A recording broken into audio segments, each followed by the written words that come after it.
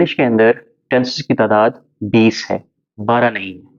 Traditionally जब English के tenses पढ़ाए जाते हैं तो तलबा को ये कहा जाता है कि टेंसेस की जो तादाद है वो 12 है। प्रेजेंट के 4, पास्ट के 4 और फ्यूचर के 4। लेकिन डायरेक्टली पैसिव वॉइस टेंसेस की ट्रांसलेशन को नहीं पढ़ाया जाता, जो कि 8 है। तो इस लिहाज से टेंसेस की तादाद 20 बन जाती है। मैं आपके सामने एक मिसाल देता हूँ कि he was awarded with a prize. एक सेंटेंस मैंने बोला, he was awarded with a prize. इस टेंस को अगर आप देखें, इस सेंटेंस के स्ट्रक्चर को देखें, तो वाज और वर्क के बाद अवार्डेड थर्ड फॉर्म लगी हुई है वर्क की। और हमने ट्रेडिशनली ये पढ़ा है टेंसेस के अंदर कि वाज और वर्क के साथ तो आईएनजी वाली फॉर्म लगती है। तो इस टेंस के साथ इस सेंटेंस के अंदर क्यों थर्ड फॉर्म लगी हुई है? क्योंकि ये सेंटेंस पैसिव वॉइस का सेंटेंस है। याद रखें कि मैं ये बात नहीं कर रहा कि एक्टिव से पैसिव में सेंटेंसेस को चेंज कैसे करना है, कन्वर्ट कैसे करना है, उस चीज़ की बात नहीं हो रही।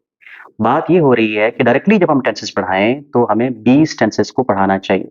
Tenses are 20 in number in English language, not 12।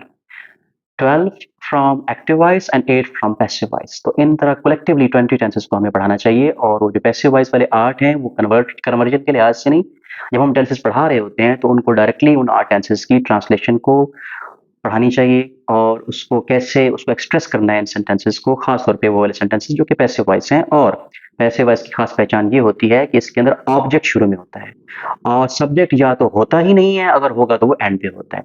तो tenses are 20 in number, not 12। Tenses की तादाद 20 है, 12 नहीं।